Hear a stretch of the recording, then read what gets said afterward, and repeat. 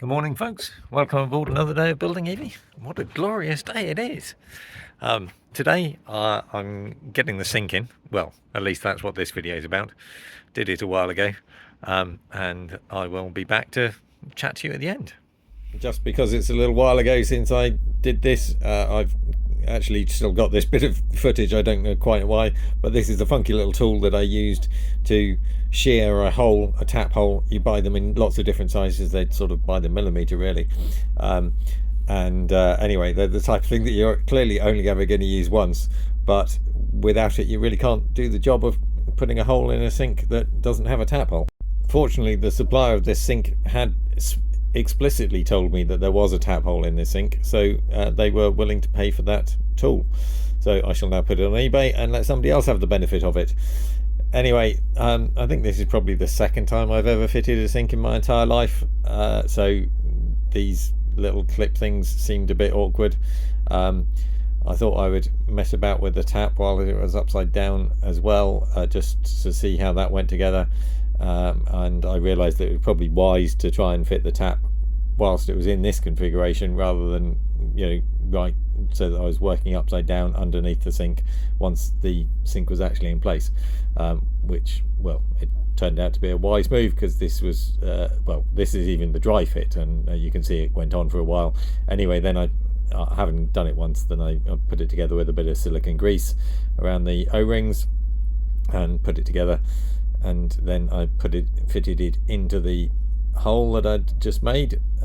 This was rather more awkward than I thought it should have been. If I'm honest, then I kind of think this tap manufacturer advised the wrong size of tool, wrong size of hole. But anyway, it's rather tight, but it does fit. So with a little sort of careful jiggery pokery, then just kind of aligned everything very carefully, got it all in, and just doing up lots of things. It seemed to need lots of different tools to actually get this to. This is the clamping widget. I don't know, it's not exactly a washer, but it sort of holds everything together anyway, and it just sort of eased it down. And as I say, because it was all very tight, then just took quite a while to get it all down and carefully aligned and what have you. I had to undo bits and redo them, but there we go, it is in. So that is my tap. I don't know what you call that bit of the tap. Anyway, the main bit of the tap in place, as you can see. There we go. All of those pipes clear the center division between the two cupboards, and the clips look like they will fit okay and stuff. So time to turn it over and start thinking about fitting the overflow, what have you, and then the so I just put this together, and I realised now, subsequently much later, that I should have put some silicone grease around the overflow outflow from the sink. I will have to take that off and do that later. It occasionally leaks out of the edge. As you can see, I'm trying to make sure that I get this all lined up perfectly and whatever, so I'll just put a brace on the front there to try and help that. It turns out that actually wasn't very useful. You'll see me get rid of it later. So anyway, put the this is some plumber's putty that came with the sink, and so I started trying to put it on, and then I realised I really didn't know how to use it. So a bit of YouTubing, cut out a fair chunk of that obviously, but that led me to kind of do a bit of rolling of this and putting it in place just on the edge, trying to make it a little bit thinner than the sort of wide batches that it came out in. I don't know if all sink manufacturers give you this stuff or whether it was just Smeg that do this, but anyway, because it was there, then I decided to use it. I had expected to use silicone, but this stuff apparently is what's recommended, so that's what I used, trying to get it all in. And as I mentioned previously, then I think this sinkhole is marginally on the big side, so I think that made this a little bit more difficult than it maybe needs to be. You can see that bit at the back there I just filled in, and there are some other little bits that I'm just putting in here. This is before I've clamped it down, so that I make sure that when I clamp it down, then hopefully this stuff squeezes out and a bit, and there's a bit more of it.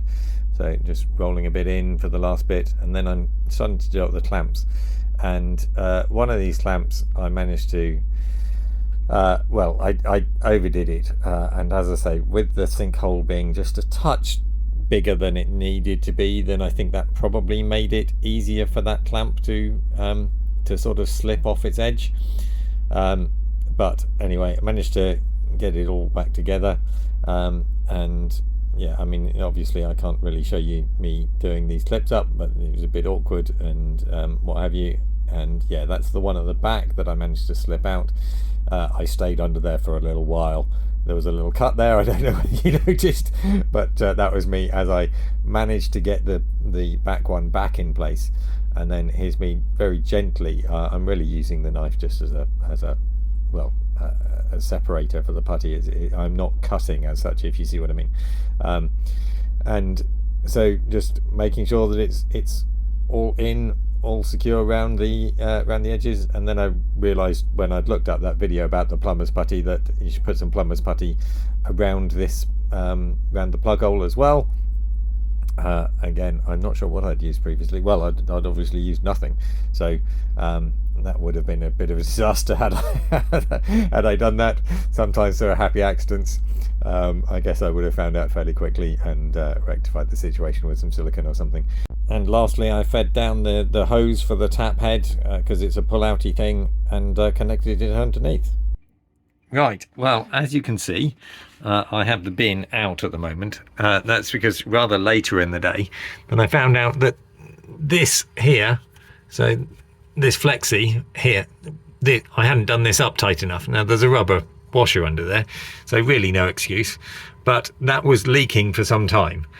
And I think that was the cause of quite a lot of water that collected at the back. And we'll come to that later, different video.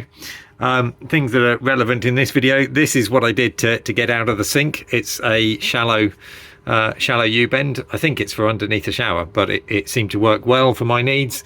And then with the converter thing to take it down to a smaller tube. And this here, the overflow, I noticed that has got a very small leak occasionally, so I'm going to have to take that off and put that back on. Hadn't noticed that at all. This is really awkward to get that Jubilee clip on there. Then I had to cut some extra holes to get a flexi thing on the end of a socket in there. Complete pain. This one I got to from going across there, but this I couldn't do from the other side because this cupboard's in the way. So anyway, all in all, then it is now working, but it's been a somewhat painful process, but it does work. And there we go. So that's it. It works. This plumber's putty stuff down the front seems a bit sort of awkward and a bit shit. I don't know, might have to do something about that in due course, but it's not high on the priority list. Certainly it is working for now. So I will be back with another one fairly soon. Take care, everybody. Bye.